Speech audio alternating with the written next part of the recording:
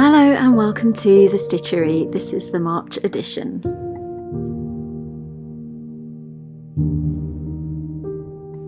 Excitingly for me, this film is brought to you from the Stitchery studio. I've moved in this month, which is why this video is a little bit later than I ordinarily would have hoped.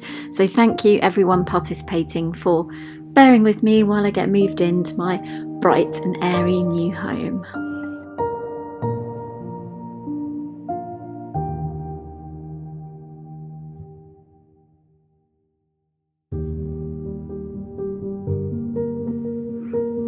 We started this month with some daffodils, so fairly straightforward.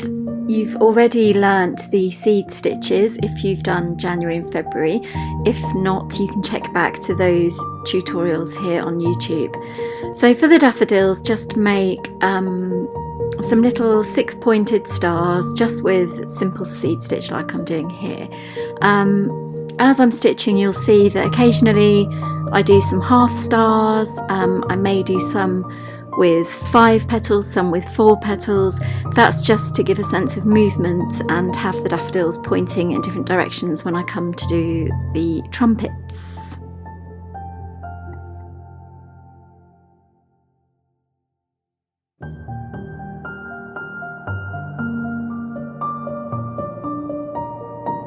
Carry on stitching in this way to give a sense of clumps of daffodils. So fill in, putting a few seed stitches wherever there's any gaps to make it nice and dense.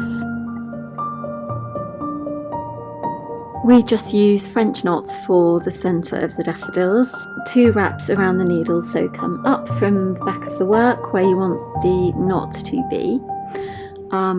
Pull all of the thread through, wrap it twice around the needle and keep holding the thread in that left hand nice and taut. Put the needle back where you came up, push it through, keep holding the thread with that left hand there, gradually pull through from the back, only letting go at the last minute and pulling very gently so that it doesn't go through too tightly. And just put those knots either in the centre of a 6-pointed star or at the bottom where you've got, like this one here, just a few petals, or sideways on of course. This will just give your work a sense of movement and give the impression that the flowers are pointing in different directions as they do when they're bobbing about in the breeze.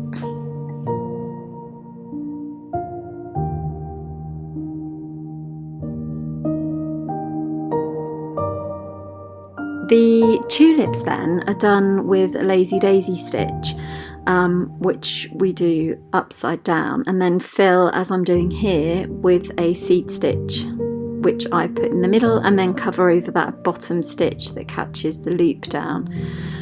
So for a lazy daisy, you come up at one point, create a loop which you hold down with your other hand,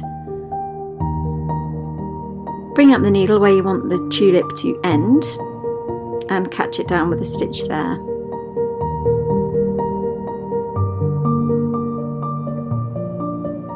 You can make the tulips as open or as closed as you like, depending on where you bring the needle back down when you're closing the loop. So I'm doing a horseshoe shape here, as you'll see, because I go into a different point when I return rather than the one I came up at.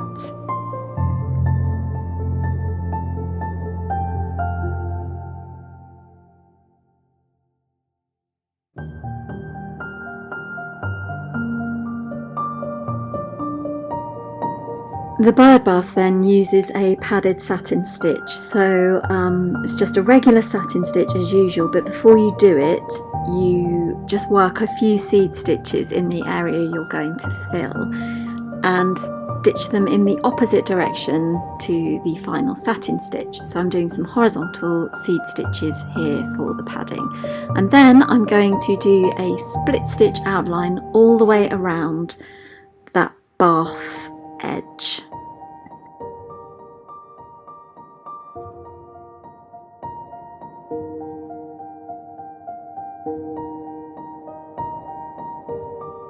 I've completed half of the top of the bird bath with a split stitch outline just to demonstrate how to do the satin stitch.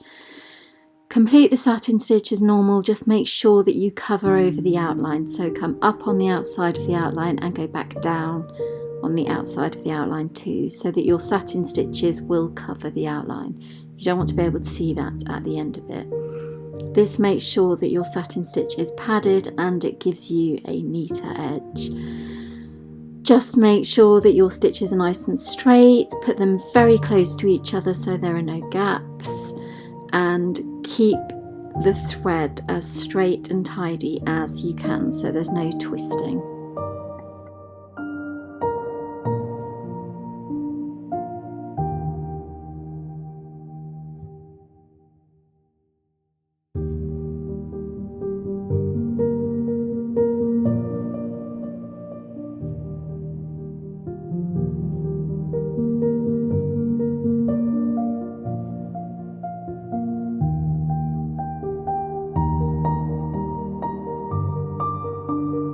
So as you can see, the top half of the bird bath has vertical stitches and the base of the bird bath, they go horizontally. Finally then, to complete the top of the bath, you just use a whipped back stitch. So just do your back stitch as normal along the top line of the bath. And then when you come to the end of that line, you just whip through. It's basically a weaving kind of stitch. So I'd bring my needle up at the very end and just bring the needle up through the stitch. I'm not going through the fabric, I'm just bringing it under the stitch, under the thread. And that gives a nice 3D kind of appearance, going back at the end. You can leave it there or you can do the whip again. And that just gives a nice outline to the top of your bird bath to finish it off. Thank you for watching. You can find me on Instagram at NikkiFranklin_needlework and keep up with progress of other stitches using the hashtag #TheStitchery Journal.